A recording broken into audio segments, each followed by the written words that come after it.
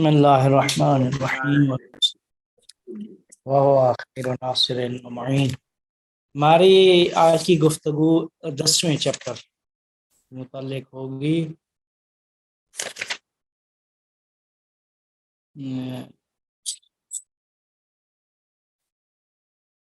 10واں chapter تھا یہ 9واں تو پڑھ لیے جی 10واں پڑھا تھا اور 11واں تھا۔ 10واں آج پڑھنا شروع کرنا ہے۔ 10واں 10واں اور 11واں دونوں نہیں تھے سر؟ جی 10واں اور 11واں۔ 10واں ہے حدوث و قدم یا حادث و قدیم، حادث و قدیم یا حدوث و قدم کہتے ہیں، قدم نہیں قدم پڑھنا۔ یہ حدوث و حادث اور قدیم کی ایک بحث ہے کہ جہان کائنات حادث ہے یا قدیم ہے۔ مثال کے طور پہ یا مثلا کیا کہتے ہیں، قرآن کے متعلق بحث ہوتی تھی، صدر اسلام میں ہوئی تھی معتزلہ اور اشاعرہ کے درمیان کہ قرآن حادث ہے یا قدیم ہے۔ قرآن حادث ہے یا قدیم ہے۔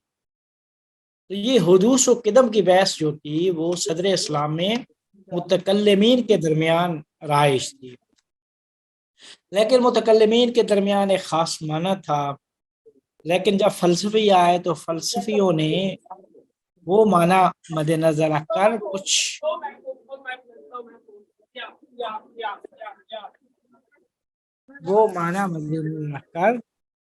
اپنے کیا کہتے ہیں جو فلسفی معنی ہے اس کے متعلق انہوں نے گفتگو کیا ہے۔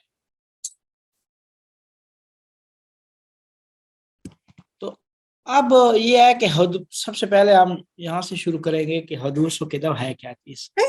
کہتے ہیں جاوید صاحب آپ کے بیک گراؤنڈ سے بہت نوائز آ رہی ہے، اگر آپ جی میں میوٹ کرنے کی کوشش کرتا جی شکریہ۔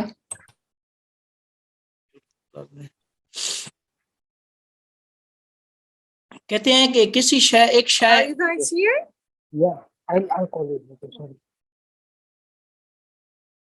جی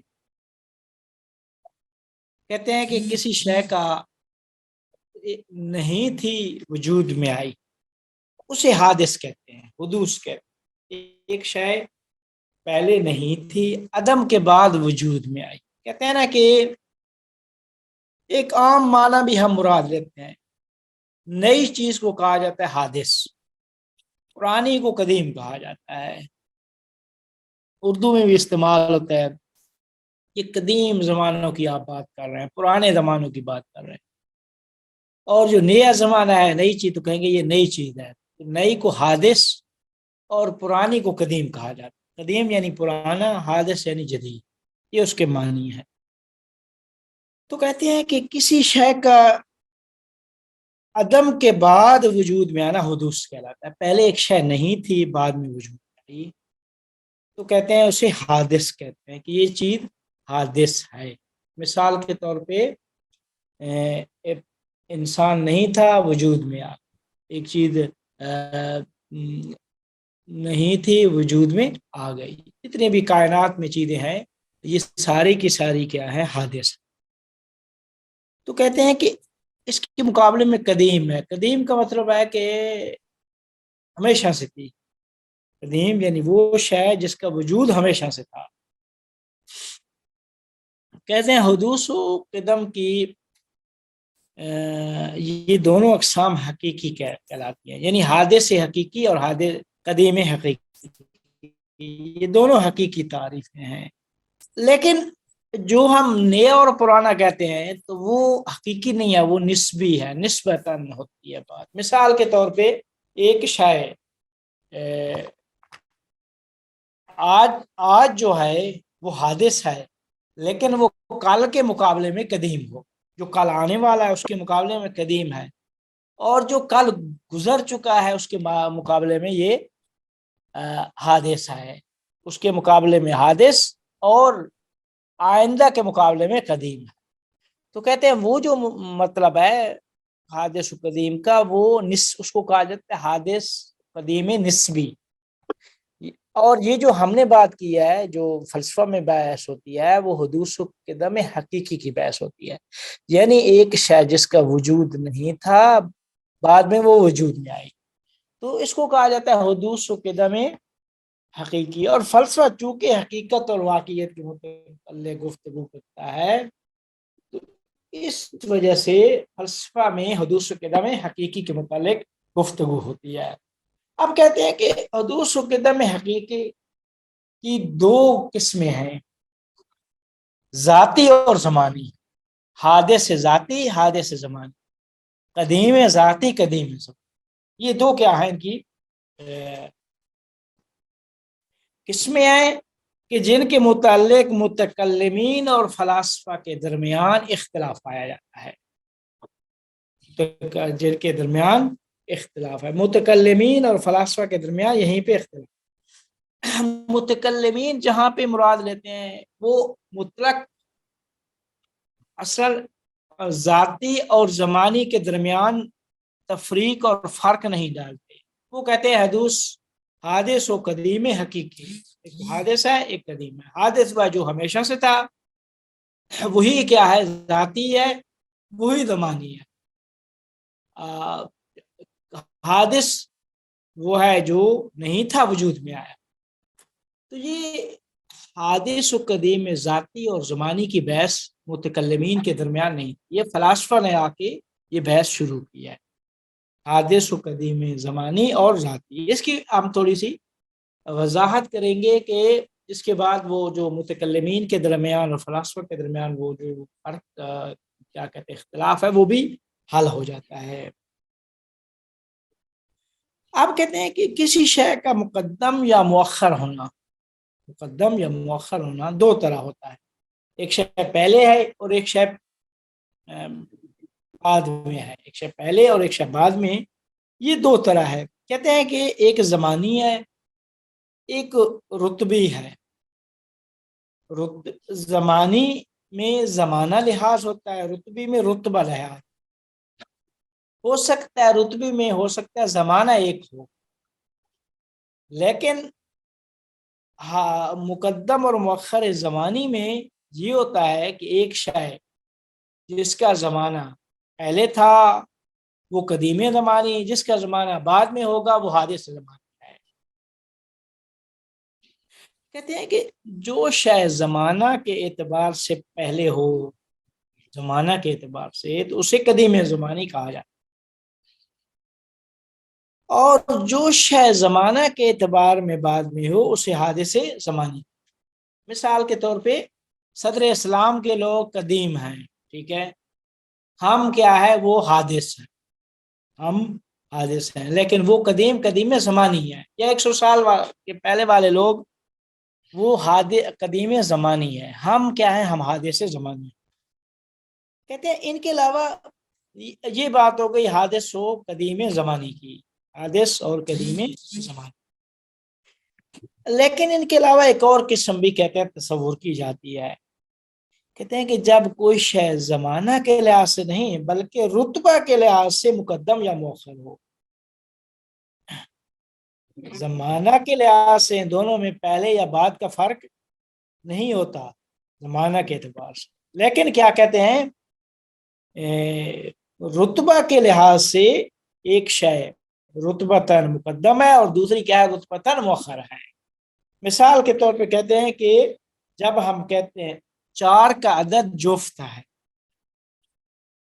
تو جو بھی پہلے عدد 4 ہوگا تو تب جفت ہے، 4 کا عدد ہی جفت ہے، تو پہلے عدد 4 ہے فوراً کیا ہے عدد 4 جب ہے تو جفت ہے۔ جی ہیلو،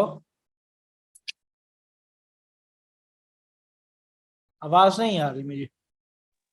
نہیں آواز آ رہی ہے، آ رہی ہے؟ جی آواز آ رہی ہے آپ کی بات سے، میرا خیال ہے اکثر شاید کچھ کہنا چاہ رہی تھی لیکن پتہ نہیں میوٹ ہو گئی ہے شاید۔ یہ نہیں ہو سکتا کہ ایک زمانے میں عدد 4 تھا اور بعد میں ایک زمانے میں جفت آ گیا، نہیں، جب بھی عدد 4 ہے جفت ہے۔ تو یہ جو عدد 4 جفت، عدد 4 مقدم ہے، جفت مؤخر ہے، لیکن یہ مقدم و مؤخر رتبی ہے، زمانی نہیں ہے، یعنی ان میں زمانہ ان دونوں کا ایک ہے، لیکن ایک رتبہ مقدم ہے، دوسرے مؤخر۔ بات واضح ہوئی؟ تو کہتے ہیں کہ جب سے عدد 4 ہے جفت بھی ہے، ان دونوں کے درمیان جدائی ناممکن ہے۔ البتہ کہتے ہیں کہ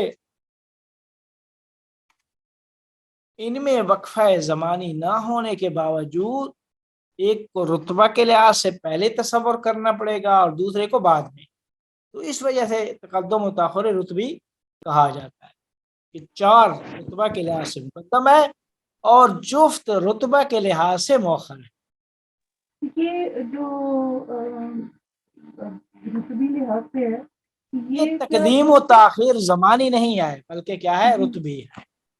رتبی سے کیا مراد ہے؟ مطلب یہ کیٹیگری کی بات ہے کہ 4 جو ہے وہ نمبر کی کیٹیگری بڑی ہے اور آگے سے وہ جفت ہے جی اطاعت ہے، کہ نمبر کی کیٹیگری بڑی ہے اور جفت ہے یا طاق ہے یہ اس کی سب کیٹیگری ہے، یہ ایسی بات ہے؟ رتبے کے لحاظ سے تو مجھے کوئی اور مثال ہے۔ دیکھیں جب ہم ایک 4 کا عدد ہوگا تو تبھی وہ جفت ہوگا، 3 کا عدد ہے تبھی وہ طاق ہے۔ یہ نہیں ہو سکتا کہ طاق ہو اور عدد 3 ہو، نہیں، 3 ہے تو طاق ہے، 4 ہے تو جفت ہے۔ تو ان میں کہتے ہیں کہ تقدم تاخر رتبی ہے کہ ایک رتبہ کے لحاظ سے مقدم ہے اور دوسری چیز مؤخر ہے۔ ان میں زمانے کا کوئی فرق، زمانے کے لحاظ سے دونوں ایک ہے، زمانے کا فرق نہیں ہے۔ مثال کے طور پہ میں چابی لگا کے تالا کھولتا ہوں، تو جو ہی میں ہاتھ کو حرکت دیتا ہوں تو ہاتھ کی حرکت سے ہی وہ تالا کھل جاتا ہے۔ تو میرے ہاتھ کی حرکت رتبتاً مقدم ہے تالے کے کھلنے سے، کچھ زمانہ ان میں کیا ہے، زمانے کا فرق نہیں ہے۔ یہ ایک مثال تھی عام سی، لیکن وہ عدد 4 والا جو ہم نے کہا ہے کہ 4 کا عدد ہی جفت ہے، تو عدد 4 ہے تو تب جفت ہے۔ یہ نہیں ہو سکتا کہ عدد 4 ہو اور جفت کیا ہے بعد میں کہیں آئے کسی اور زمانے میں آئے، یہ درمیان میں نہیں، بلکہ دونوں میں فرق کیا ہے، رتبے کا ہے۔ ایک شے رتبہ کے لحاظ سے مقدم ہے، دوسری رتبہ کے لحاظ سے مؤخر ہے۔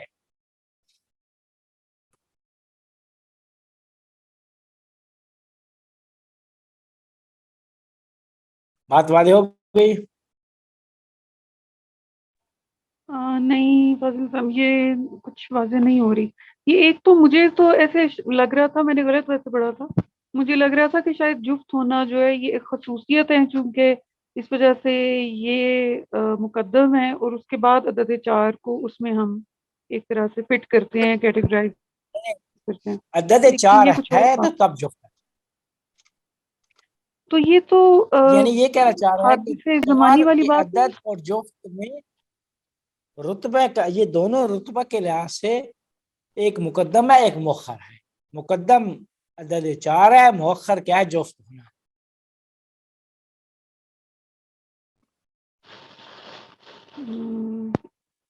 چلیں آگے کوئی مثال دیکھتے ہیں۔ آئی تھنک اگر میں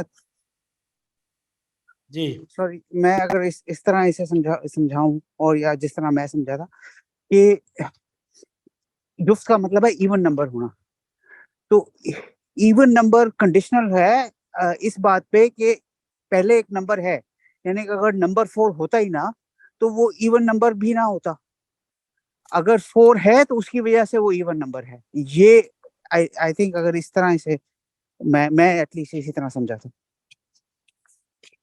جی جی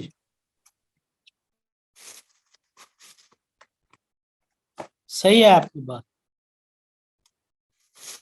جیسے اگر ہم یہ کہیں کہ انسان ہے تو حیوان ناطق ہے، تو جی اس کو ہم دیکھیں حیوان انسان ہے تو ناطق ہے، یہ اس کی ذات میں ہے۔ اس کی ذات میں ہے. تو ذات میں جو ہے نا وہ شے مقدم و مؤخر وہاں پہ زمانہ نہیں ہے، رتبہ ہے، رتبہ تر کہہ سکتے ہیں. ہم یہ تو نہیں کہہ سکتے کہ جفت ہی عدد 4 ہے، کیونکہ اگر یہ بات ہو تو 6 کا عدد بھی تو جفت ہے، 2 کا عدد بھی جفت ہے، 8 کا عدد بھی جفت ہے. لیکن جب ہم کہیں گے 4 تو وہ جفت ہے، 2 تو وہ جفت ہے، 6 تو وہ جفت ہے. تو یہ 6 اور جفت، 4 اور جفت، ان کے درمیان تقدم و تاخر رتبی ہے، زمانی نہیں ہے.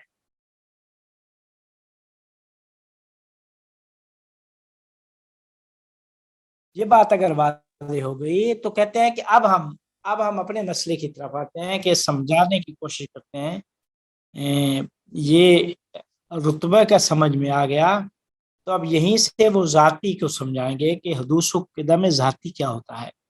کہتے ہیں کہ ہم نے کہا تھا کہ ہر ماہیت ممکن الوجود ہوتی ہے، جو بھی ماہیت ہے ممکن الوجود ہے.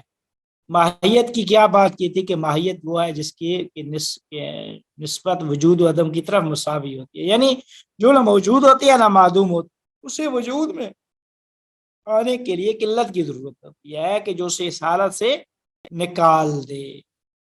تو کہتے ہیں اسی وجود و عدم کی نسبت جو مساوی ہے، یہی جو نسبت جو ہے نا کہ ماہیت کی نسبت وجود و عدم کی طرف مساوی ہے، یعنی نہ موجود ہوتی ہے نہ معدوم ہوتی ہے، الا تاکہ اسے موجود کرتی ہے یا معدوم کرتی ہے. تو ماہیت کی ذات میں نہ موجود ہونا ہے نہ معدوم ہونا ہے. تو کہتے ہیں اسی وجود و عدم کی نسبت مساوی ہونے کو اصطلاح میں 3 اصطلاحیں انہوں نے دی ہیں: لحسیت ذاتیہ، عدم مجامع یا امکان کہا جاتا ہے.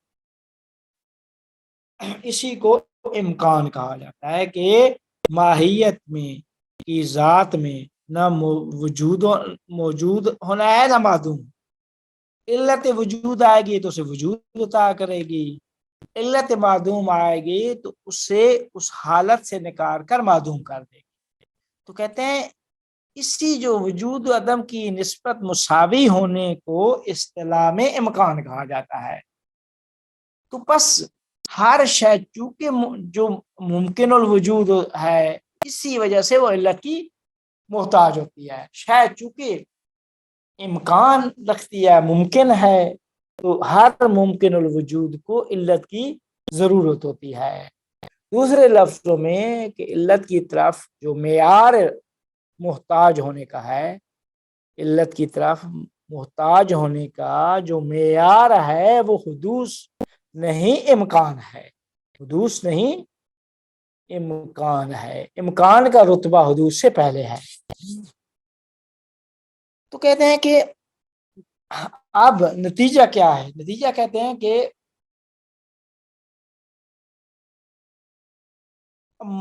وہ جو نسبت ہے نا، وجود و عدم والی نسبت جو مساوی ہے، جسے ہم نے امکان یا عدم مجامع یا لحسیت ذاتیہ کہا ہے، یہ ماہیت کے وجود پر، جو ماہیت موجود ہوتی ہے اس کے وجود پر یہ مقدم ہے.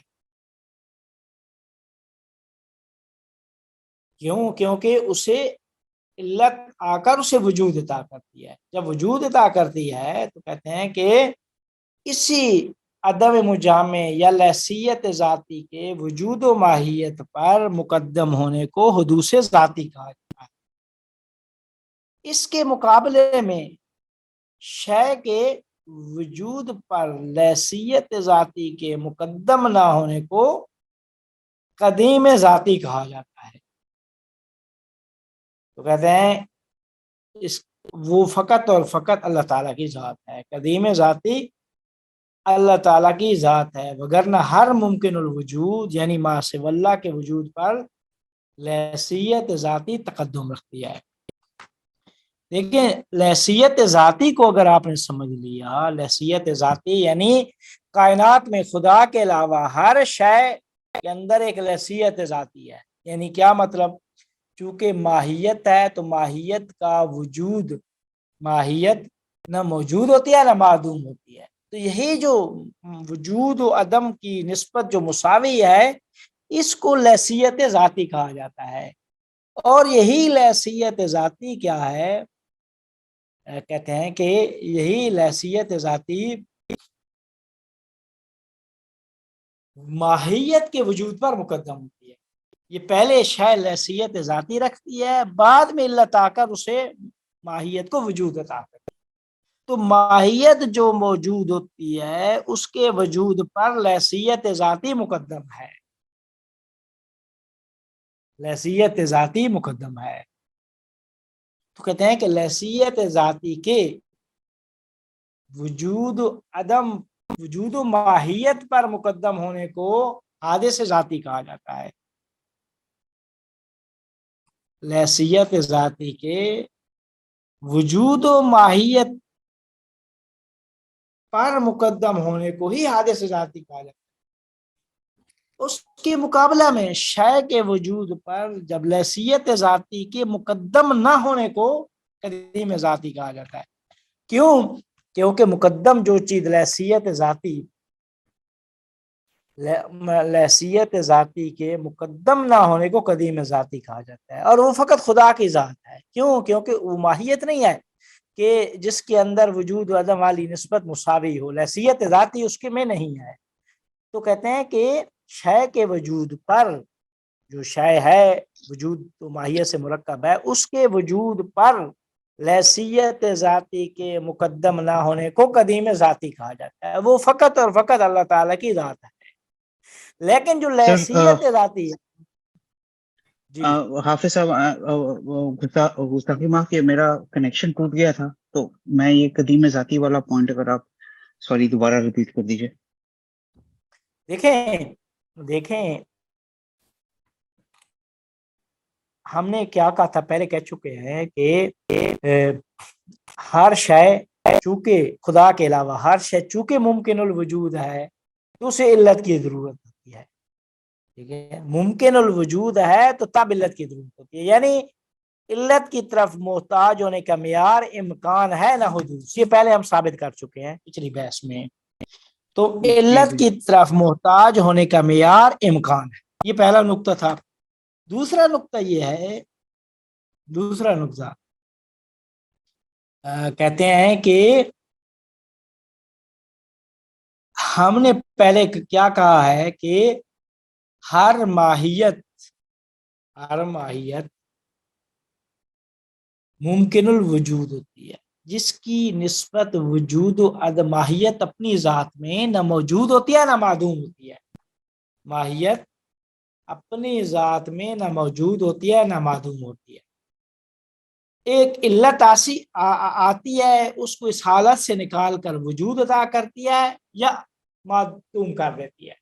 جب تک علت نہیں آئے گی اس کی نسبت وجود و عدم کی طرح مساوی ہے. یعنی ماہیت نہ موجود ہوتی ہے نہ معدوم، اس کی ذات میں نہ موجود ہونا ہے نہ معدوم.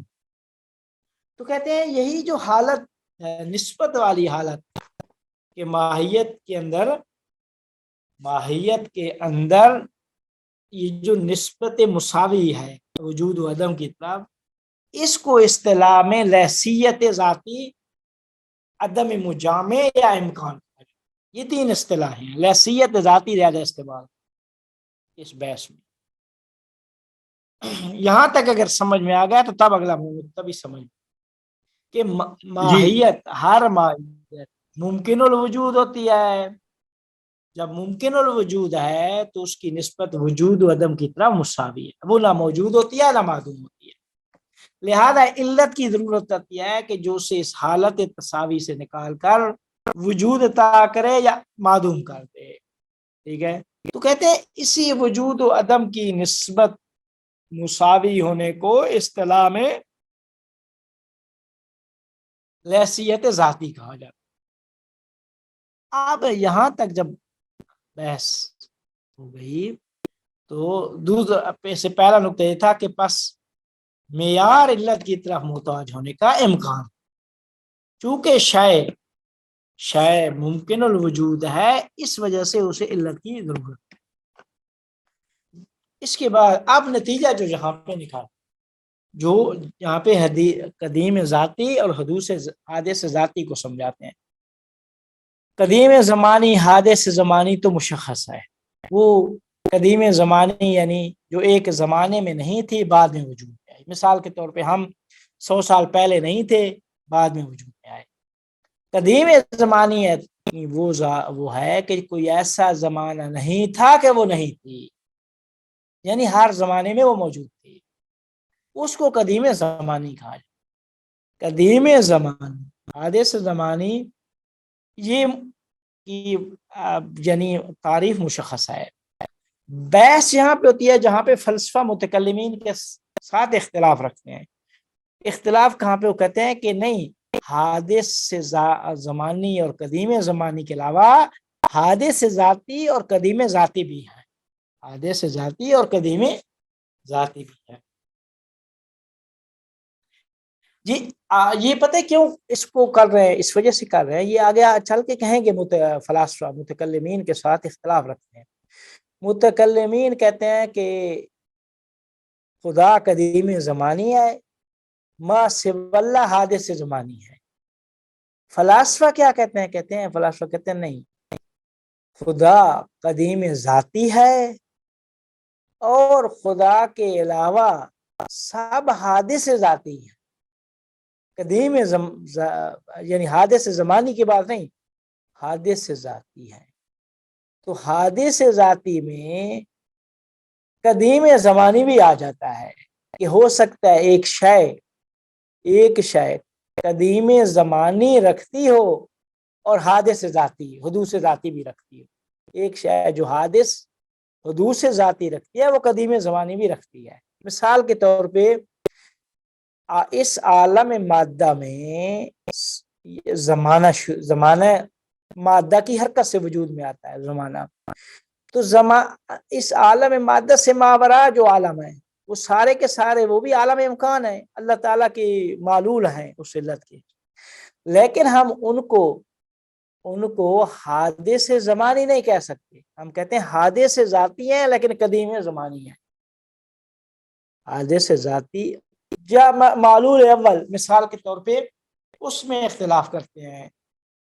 صادر اول پہلی ذات جو اللہ تعالیٰ سے صادر ہوئی، جسے اللہ نے تخلیق کیا، وہ حقیقت محمدیہ یا صادر اول یا عقل اول جو بھی اصطلاح دے. تو کہتے ہیں کہ یہ ہو نہیں سکتا کہ اللہ کی ذات جو فیاض علی الاطلاق ہے وہ ہو اور کچھ نہ ہو. اس کا مطلب یہ ہے کہ اللہ کی ذات ہے اور فیض اس کا نہیں ہے. تو کوئی ایسا وجود تصور کرنا پڑے گا کہ جو ہمیشہ سے اللہ تعالیٰ کے ساتھ تھا لیکن اللہ اس کے لیے علت اور وہ معلوم تھا. اس کا تعلق کیا ہے؟ قدیم زمانی سے ماورا ہے، یعنی اس سے ماورا ہے حادث زمانی سے. وہ قدیم زمانی ہے اور حادث ذاتی ہے. کائنات میں وہ پہلی مخلوق جو اللہ تعالیٰ سے صادر ہوئی وہ قدیم زمانی ہے اور حادث ذاتی ہے. وہ یعنی ممکن ہے ایک چیز حادث ذاتی بھی اور قدیم زمانی بھی، حادث ذاتی اور قدیم زمانی بھی، لیکن یہ نہیں ہو سکتا کہ ایک شے حادث سے قدیم ذاتی ہو اور کیا کہتے ہیں قدیم ذاتی کے ساتھ حادث ذاتی یا حادث زمانی وہ کوئی کچھ بھی ان میں اس کے ساتھ جام نہیں ہو سکتے. کیوں؟ کیونکہ قدیم زمانی فقط ایک ذات ہے، وہ اللہ تعالیٰ کی ذات ہے. قدیم ذاتی اللہ تعالیٰ کی ذات ہے. تو فلاسفہ متکلمین کو یہ جواب دیتے ہیں کہ قدیم اللہ تعالیٰ کی ذات قدیم ذاتی ہے، اللہ تعالیٰ کی ذات قدیم ذاتی ہے اور ما سوى اللہ قدیم زمانی بھی ہے اور حادث ذاتی بھی ہے. ہو سکتا ہے ایک وجود قدیم زمانی بھی ہو اور حادث ذاتی بھی. ما سوى اللہ سب حادث ذاتی ہے لیکن وہ حادث ذاتی قدیم زمانی بھی ممکن ہے، ہو سکتے ہیں. یہ فلاسفہ کہنا چاہ رہے ہیں. تو کہتے یہ ہیں اس کہ کی فاضل صاحب کوئی مثال اگر دے دیں، جیسے ہی آپ نے جو صادر اول کی مثال دی ہے، اس میں قدیم زمانی ہے، وہ یہ تو سمجھ آ گئی. حادث ذاتی کیسے ہے، یہ بھی تھوڑا واضح کر دیں. سر اس سے زیادہ سوری، اس کیا میں سر کیا جو مطلب؟ سوری میں اسی سوال پہ ایڈ کر رہا ہوں بیکاز میرا بھی پھر کانسیپٹ کلیئر ہو جائے گا ساتھ ہی. مجھے جو بات سمجھ آئی ہے، جس طرح سمجھ آئی ہے، اس کے حساب سے تو دنیا کی ہر شے جو وجود رکھتی ہے یا رکھ سکتی ہے وہ حادث ذاتی ہے. اس میں حادث ذاتی ہے اس لیے کیونکہ وہ وجود رکھ سکتی ہے اور امکان کیونکہ امکان موجود ہے اس کے وجود رکھنے کا، تو اس لیے ہر شے سوائے اللہ کے ہر شے حادث ذاتی رکھتی ہے. یہ مجھے سمجھ آئی ہے بات.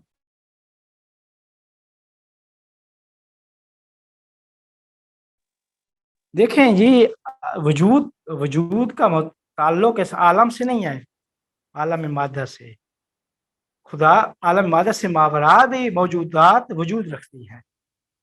عالم مادہ سے ماورا عالم عقل کی موجودات، اس سے وہ انسان کامل جو صادر اول ہے حقیقت محمدیہ، تو وہ بھی کیا کہتے ہیں، وجود رکھتے ہیں بالآخر. تو وجود کا تعلق جو ہے نا فقط اس عالم مادہ سے نہیں ہے.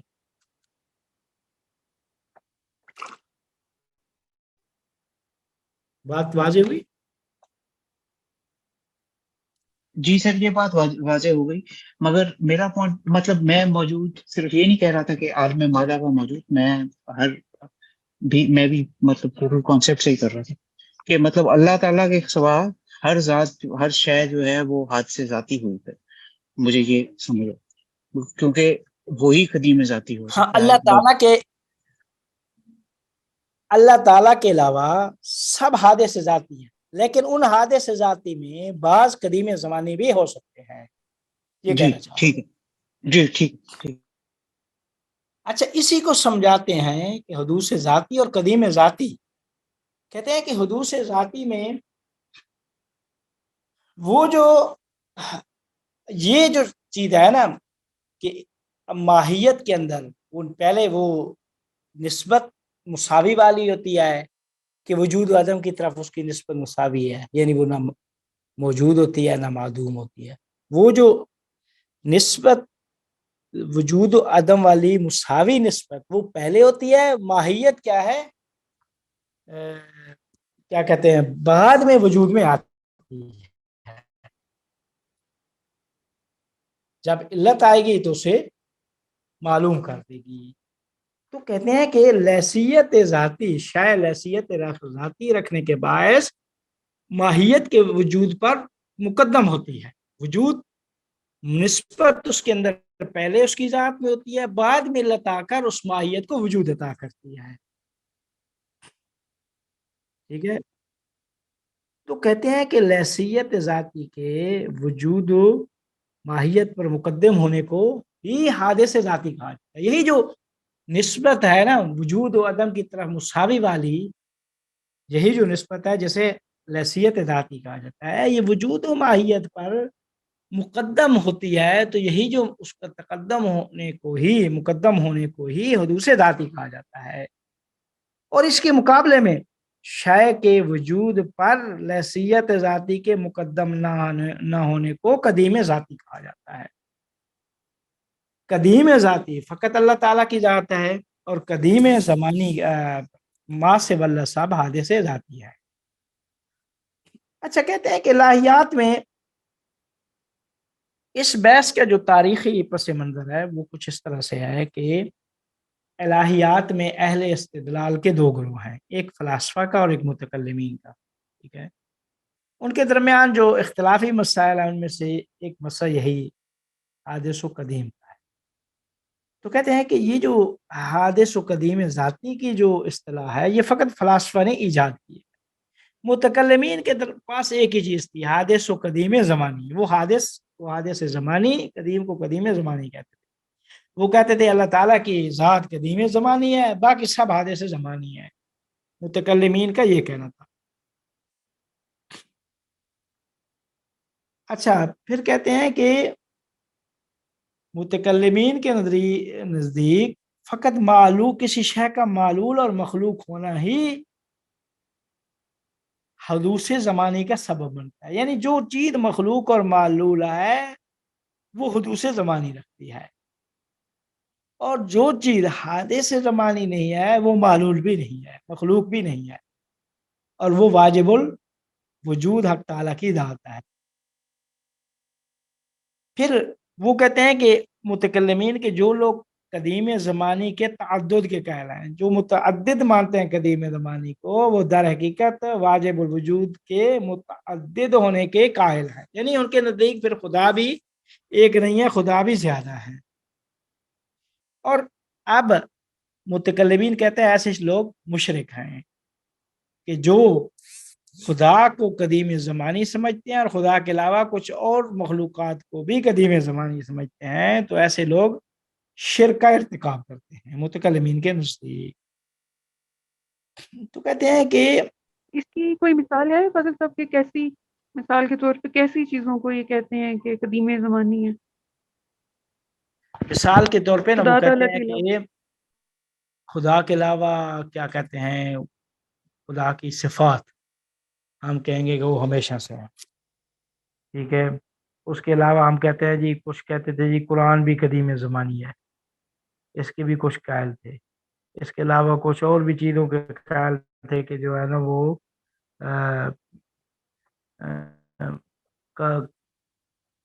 یعنی کوئی میرے خیال میں 8-9 چیزوں کے قائل تھے کچھ کہ یہ بھی قدیم زمانی ہے. تو اس میں متکلمین یہی کہتے تھے کہ آپ کا ان مخلوقات، ان چیزوں کو قدیم زمانی کہنا در حقیقت اس کا مطلب یہ ہے کہ آپ واجب الوجود کے بھی تعدد کے قائل ہیں، یعنی آپ توحید میں شرک کر رہے ہیں. یہی جو ہم کہہ رہے ہیں کہ مثال کے طور پہ حقیقت محمدیہ صادر اول قدیم زمانی ہے، یہ بھی شرک ہے ان کے نزدیک. سو اگر اللہ تعالیٰ کی صفات کو بھی قدیم زمانی مانا جائے یا قدیم ذاتی مانا جائے تو وہ بھی شرک ہے ان کے ساتھ. اللہ تعالیٰ کی ذات کیا ہے نا، دیکھیں وہ کہتے ہیں کہ فقط اللہ کی ذات قدیم، بس.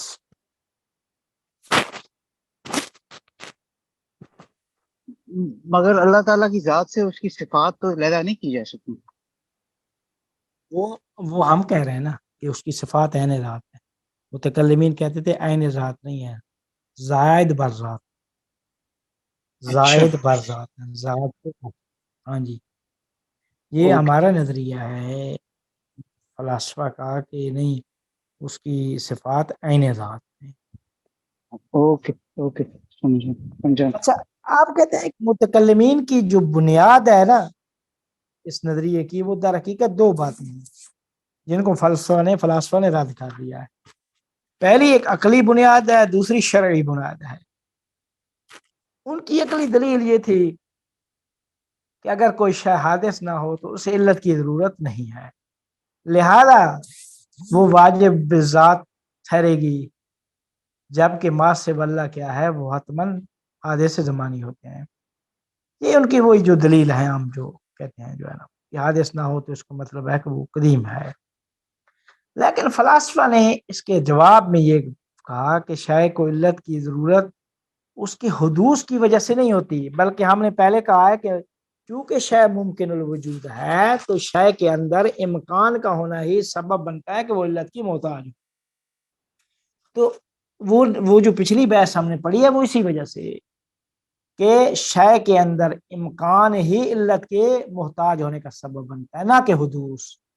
اگر ہم حدوث مانیں تو تب ان کی بات درست ہے کہ جو بھی حادث ہوگی وہ حتماً کیا ہے، وہ اسے علت کی ضرورت ہوگی. اس طرح نہیں ہے. تو کہتے ہیں کہ علت کی طرف میں فلاسفہ کے نزدیک علت کی شے جو علت کی محتاج ہوتی ہے تو اس کے اندر امکان ہی معیار ہے، نہ کہ حدود. یہ متکلمین نے کیا کی اس دلیل کو فلاسفہ نے رد کیا تھا. لیکن دوسری متکلمین کے قول کی بنیاد شرعی ہے. شرعی بنیاد. وہ کس طرح سے؟ وہ کہتے ہیں کہ ہم دینی آیات پڑھتے ہیں، قرآن حدیث پڑھتے ہیں، تو وہاں یہ لکھا ہوا ہے کہ اللہ تعالیٰ کے علاوہ باقی سب حادث ہیں. اللہ کی ذات قدیم ہے، باقی سب حادث ہیں. اور اس مسئلے پر تمام ادیان کا اتفاق ہے. شریعت میں، احادیث میں تمام پر کا اتفاق کیا گیا، تمام ادیان کا اس مسئلے پر.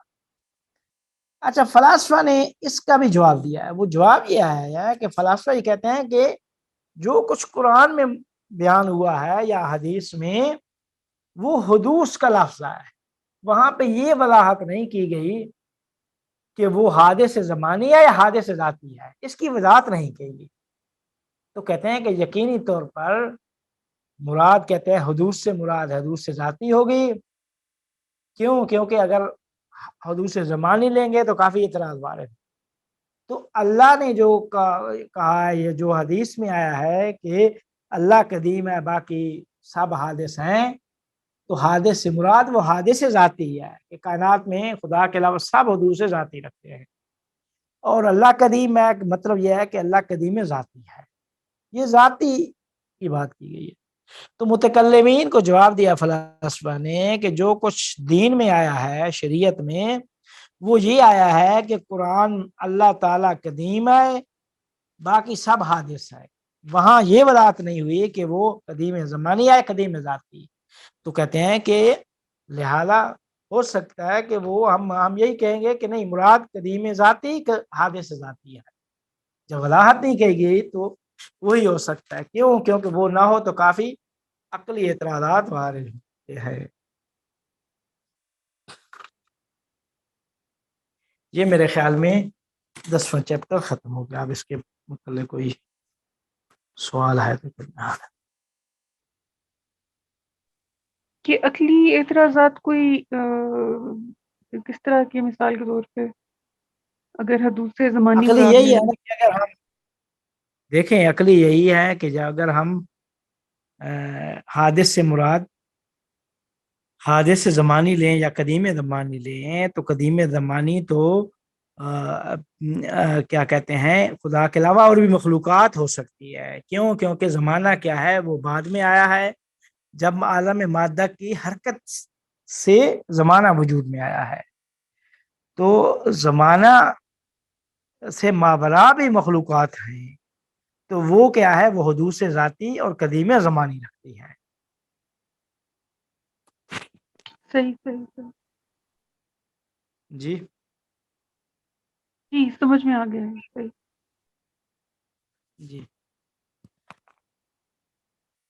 اچھا، اب آگے 11واں چیپٹر. یہ بڑا اچھا چیپٹر ہے. معقولات ثانیہ فلسفی کہا جاتا ہے.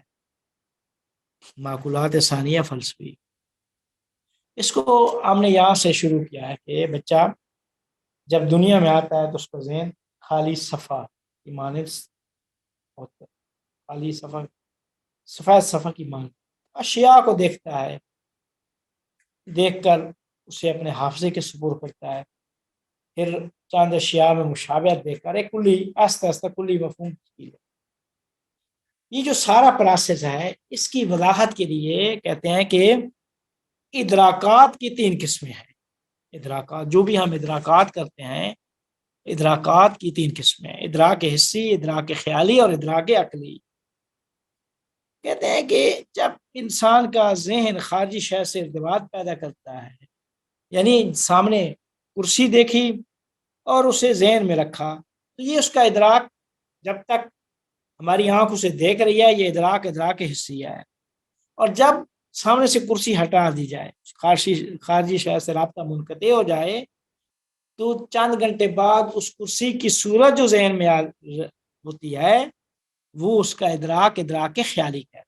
پہلا ادراک حسی، دوسرا ادراک خیالی. تو یہ دونوں ادراک جزئی ہوتے ہیں، کلی نہیں ہوتے، خیالی بھی حسی بھی. لیکن جب اس کے بعد انسان جب چند اشیاء میں مشابہت دیکھتا ہے کہ زید، عمر، بکر، خالد، مشابہت دیکھی، مشابہت دیکھ کر ایک کلی مفہوم انسان کو تشکیل دیتا ہے. تو کہتے ہیں اس تصور کو معقول کہا جاتا ہے، اور یہ ادراک عقلی اور کلی کہتے ہیں، اس کو ادراک عقلی یا ادراک کلی کہتے ہیں۔ تو کہتے ہیں کہ ادراک حسی اور ادراک خیالی چونکہ جزئی ادراک ہوتے ہیں، اس لیے وہ اولی اور ثانوی میں تقسیم نہیں ہوتے، اور ادراک عقلی چونکہ کلی ہوتا ہے تو لہذا وہی دو قسموں میں تقسیم ہوتا ہے کہ ادراک عقلی یا معقولات کلیہ کی دو قسمیں ہیں، معقولات اولیہ اور معقولات ثانویہ۔ یہ بڑی بحث ہے۔ تو بس ادراک جو انسان کرتا ہے تین ادراک، ادراک حسی، ادراک خیالی، ادراک حسی خیالی جزئی ہوتے ہیں، لہذا وہ اولی اور ثانوی میں تقسیم نہیں ہوتے۔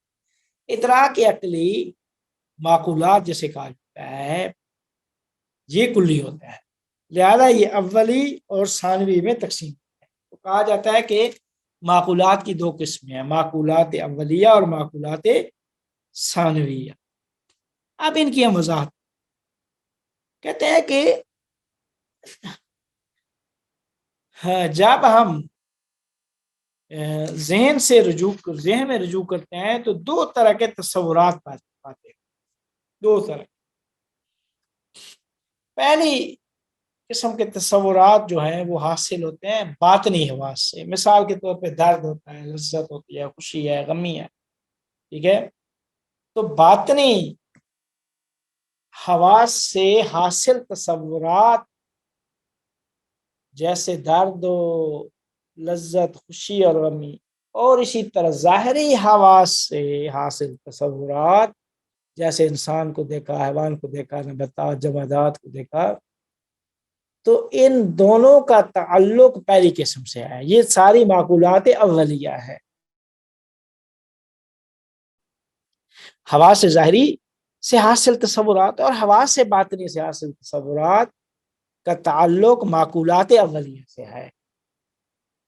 تو کہتے ہیں کہ یہ دو قسم کے جو تصورات ہیں ان میں ہر ایک وجود کے لحاظ سے دوسرے سے جدا اور ممتاز ہے، لیکن یہ مفاہیم خارج میں موجود ہیں، خارج میں موجود ہے، ممتاز ہے، ایک خوشی ہے، ایک غمی ہے، ایک انسان ہے، ایک حیوان ہے، جمادات ہے، لیکن کیا کہتے ہیں کہ موجود ہے، سامنے خارج میں موجود ہے، خوشی ہے، غمی ہے، انسان ہے، حیوان ہے، جمادات ہے، یہ خارج میں سارے موجود ہیں۔ تو ان دونوں تصورات جو حواس ظاہریہ سے حاصل ہوتے ہیں یا حواس باطنیہ سے، تو ان کو معقولات اولیہ کہا جاتا ہے۔ اب دوسری قسم کہتے ہیں کہ ہم دیکھتے ہیں وجود، عدم، امکان، وجوب، امتناع، علت، معلولت، وحدت، کثرت، قدیم، حادث، ہوا، فعل جیسے تصورات، ان کا تعلق دوسری قسم سے ہے۔ کون سی قسم سے؟ معقولات ثانیہ سے۔ کیوں ان کو معقولات ثانیہ کہا جاتا ہے؟ اس وجہ سے کہ یہ پہلی قسم کے برخلاف، یعنی معقولات اولیہ کے برخلاف یہ تصورات کسی خاص وجود سے حکایت نہیں کرتے، یعنی ان کا کوئی خاص خارج میں وجود نہیں ہوتا کہ ہم کہیں کہ ایک واجب ہے، ایک وجوب نہ، واجب وجوب و امکان و حدوث و قدیم کا کوئی خاص کسی خاص وجود سے حکایت نہیں کرتے، بلکہ ان میں ہر ایک تمام موجودات پر قابل حمل ہوتا ہے، تمام موجودات پر ہر ایک قابل حمل ہوتا ہے۔ ہم کہہ سکتے ہیں یہ بھی حادث ہے، وہ بھی حادث ہے، یہ بھی امکان ہے، وہ بھی امکان رکھتا ہے، کیا کہتے ہیں، یہ سارے جتنے بھی تصورات ہیں یہ ہم قابل حمل ہیں ہر ایک پر۔ تو کہتے ہیں کہ جیسے ہم کہتے ہیں فلاں شے موجود ہے، ٹھیک ہے، وجود کو شے پہ حمل کرتے ہیں، یہ فلاں شے، یہ چیز ممکن ہے، وہ چیز واجب ہے، دوسری ممکن، یا یہ چیز علت ہے، وہ معلول ہے، یہ حادث ہے، وہ قدیم ہے، یہ واحد ہے، وہ کثیر ہے۔ تو کہتے ہیں اس قسم کے مفاہیم خارج میں موجود نہیں ہوتے، بلکہ خارجی شے ان سے متصف ہوتی ہے۔ بس معقولات اولیہ خارج میں موجود ہوتے ہیں، ہم ڈائریکٹ خارج سے ان کو لیتے ہیں، لیکن معقولات ثانیہ خارج میں موجود نہیں ہوتے، بلکہ خارج میں شے متصف ہوتی ہے کہ اس کو کہا جاتا ہے کہ فلاں شے علت ہے، فلاں معلول ہے، فلاں واحد ہے، فلاں کثیر ہے، فلاں واجب ہے، فلاں ممکن ہے، تو خارجی شے اس سے متصف ہوتی ہے، لہذا وہ کسی خاص وجود سے حکایت نہیں کرتے۔ تو ان دونوں کے درمیان پس معقولات اولیہ اور ثانیہ کے درمیان فرق یہ ہو گیا کہ معقولات اولیہ ڈائریکٹ خارج سے ہم ان کو حاصل کرتے ہیں، معقولات ثانیہ جو خارج میں نہیں ہوتے، ڈائریکٹ خاص کسی وجود سے حکایت نہیں کرتے، بلکہ وہ خارجی شے جو ہے وہ ان سے متصف ہوتی ہے، وہ ہوتی ہے کہ وہ واحد ہے، کثیر ہے، ممکن ہے، واجب ہے، حادث ہے، قدیم۔ یہ جتنے بھی مفہوم ہے، حادث و قدیم، واحد و کثیر، وجوب و ممکن، یہ سارے کے سارے معقولات ثانیہ کہلاتے ہیں۔ پس اسی وجہ سے نیچے ہم نے پھر معقولات اولیہ اور ثانیہ کی اس وضاحت کے بعد ہم نے لکھ دیا کہ جب ذہن ڈائریکٹ مختلف مفاہیم کی صورتیں اخذ کرے تو اس صورت کلی کو معقول اولیہ کہا جاتا ہے۔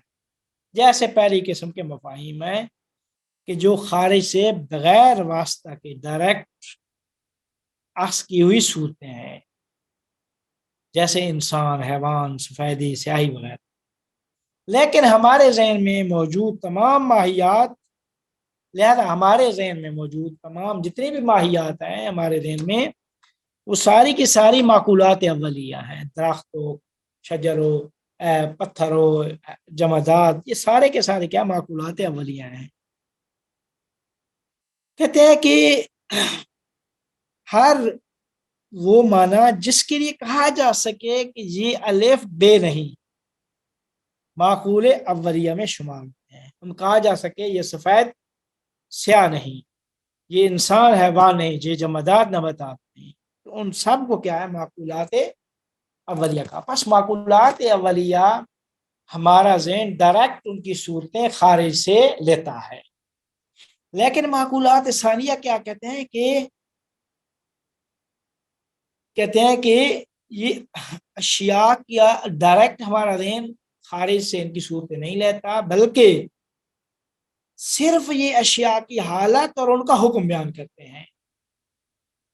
ٹھیک ہے، کہا جاتا ہے کہ فلاں علت ہے، فلاں معلوم، تو شے کا حکم بیان کیا جاتا ہے، فلاں واحد ہے، فلاں کثیر ہے، یہ اس کی حقیقت اور ذات بیان نہیں کرتے، بلکہ اس حقیقت اور ذات کا حکم بیان کرتے ہیں کہ وہ ذات، مثال کے طور پہ جو الف ہے وہ علت ہے بے کے لیے اور بے معلول ہے، تو یہ علت اور معلول ہونا یہ حکم ہے شے کا۔ تو کہتے ہیں کہ ہاں نیچے ہم نے لکھا جو عربی میں یہ سارے تعریف لکھتے ہیں، ملا صدرہ اور ان لوگوں نے تعریف لکھی ہے ان کی معقولات اولیہ اور ثانیہ، کہتے ہیں معقولات ثانیہ کو ثانیہ فلسفی کہا جاتا ہے۔ معقولات ثانیہ فلسفیہ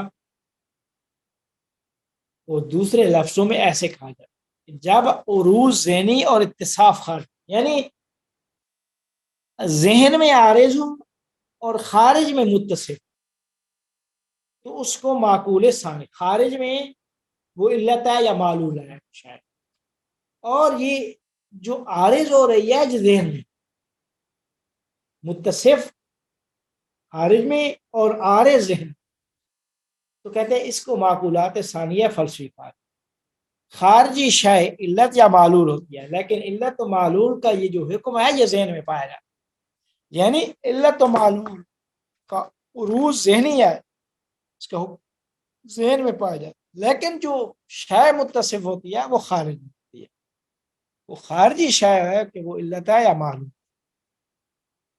تو کہتے ہیں اس وجہ سے ان مفاہیم کو معقولات ثانیہ فلسفی کہا جاتا ہے۔ پس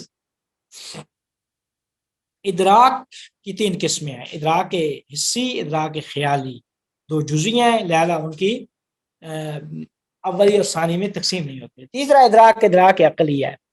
یہ ادراک عقلی دو قسموں ہیں، اس کی معقولات اولیہ اور معقولات ثانیہ۔ माकुलात अवलिया वो हैं जो डायरेक्ट हमारा जहन खारिज से जिन तस्वुरात और उनकी चीज़ों की सूरतें लेता है, वो माकुलात सानिया है, जहाँ डायरेक्ट खारिज से न ले बल्कि जहन में उसका हुक्म बयान हो और वो शय खारिज में मुत्तसिफ हो कि वो शय इल्लत मालूल है, तो उसको माकुलात सानिया फलसफी कहा जाता है। फिर इनके दरमियान कुछ और भी फ़र्क है, इंशाअल्लाह उसको फिर अगले उसमें पढ़ेंगे कि माकुलात अवलिया और सानिया के दरमियान जो दक़ीक़ फ़र्क क्या। जी अगर कुछ सवाल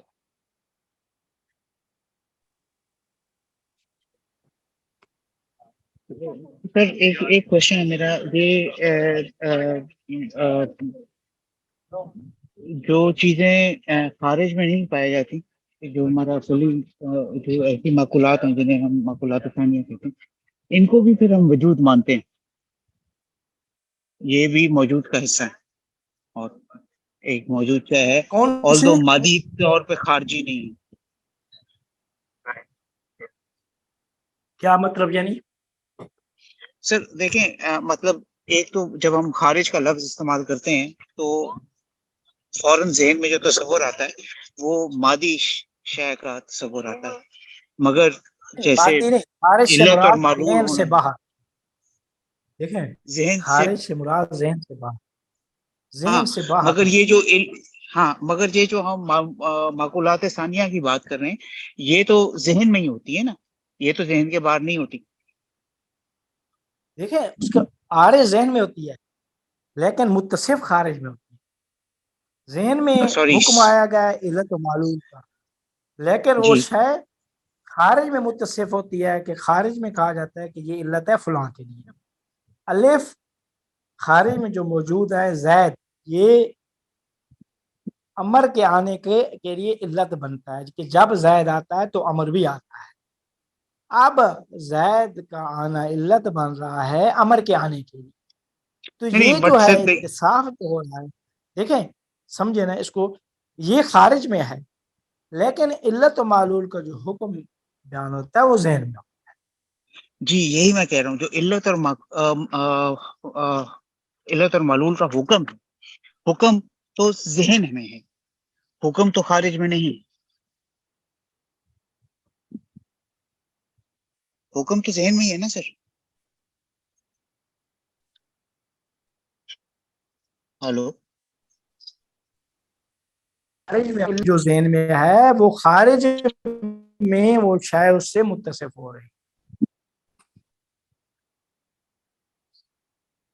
सर सॉरी आपकी आवाज फट गई थी, तो मुझे समझ नहीं आई पूरी बात। कह रहा हूँ कि जो इल्लत और मालूल का उरूज ज़हनी है, वही इल्लत और मालूल से खारिज में शायद मुत्तसिफ हो रही है कि शायद इल्लत बन रही है दूसरी चीज। सर खारिज में तो शायद मुत्तसिब हो रही है, उससे तो मैं बहस नहीं कर रहा, मैं तो सिर्फ ये एक बात वाज़े करने की कोशिश कर रहा हूँ, मैं समझने की कोशिश कर रहा हूँ कि इल्लत और मालूल का हुक्म जो है, हुक्म तो वो तो सिर्फ ज़हनी बात है। क्या है कि ज़हन में ज़हनी है, उरूज ज़हनी, इत्तिसाफ खारजी। जी माकुलात अब सानिया फलसफी की तारीफ भी यही की है कि अरबी में यही माकुलात सानिया फलसफी वो है जिनका उरूज ज़हनी होता है, इत्तिसा उरूज यानी आरिज होना, यानी ज़हन में आरिज होती है, हुक्म ज़हन में होता है और वो शय खारिज में उससे मुत्तसिफ होती है। मगर हुक्म, मगर हुक्म भी तो एक वजूद का हिस्सा है ना, हुक्म कौन होना से को भी तो हम वजूद? वजूद मानते हैं या नहीं मानते। एक मेरा सवाल जी एक्चुअली यही है कि जहन में हुक्म होने को हम वजूद का हिस्सा मानते हैं या नहीं मानते। देखिए, हुक्म किसके वजूद का? और यही तो सवाल है कि सर कि वो वजूद का है, नहीं, यही वजूद कह है रहा या हूँ ना, नहीं है। देखें वजूद कायनात में हर शय, देखिए हर शय मौजूद है, ठीक है, और या उस वजूद की कोई सिफत है तो उसका कोई हुक्म है, ठीक है। लेकिन ये जो आपकी बात कर रहे हैं ना कि ये یہ احکام جتنے بھی ہیں وہ ظاہر ہے انسانی ذہن ہے نا، عقل ہے، وہ حکم لگا رہی ہے، حقیقت میں وہ اس کی تعلق حقیقت سے ہے۔ فلسفے کا تعلق، چونکہ یہ سارے فلسفی احکام ہیں، وحدت و کثرت و علت و معلول، حدوث و قدیم، قوا و فعل، یہ سارے کے سارے فلسفی حکم ہیں، فلسفہ ہے۔ یہ فلسفی قواعد و اصول، ان کا تعلق حقیقت سے ہے۔ یہ سارے کے سارے فلسفی اصول و قواعد معقولات ثانیہ کہلاتے ہیں۔ معقولات فلسفیہ انہی کو کہتے ہیں، معقولات ثانیہ فلسفی۔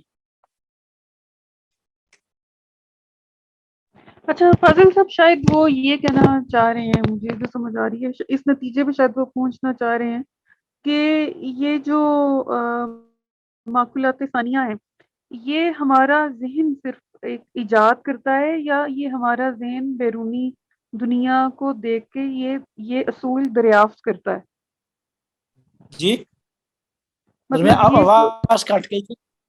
جی یہ جو معقولات ثانیہ ہیں، یہ ہمارا ذہن، صرف ہمارے ذہن کی اختراع ہیں، ہمارا ذہن ان کو ایجاد کرتا ہے بیرونی دنیا کو دیکھ کے، یا یہ واقعی میں بیرونی دنیا میں بھی پائے جاتے ہیں اور ہمارا ذہن صرف اس کو دریافت یہی کرتا کہہ رہے ہیں، واقعی حقیقت میں ہی خارجی دنیا میں پائے جاتے ہیں، یہ کہنے کا مقصد صحیح اتصاف صحیح۔ خارجی یہی کہہ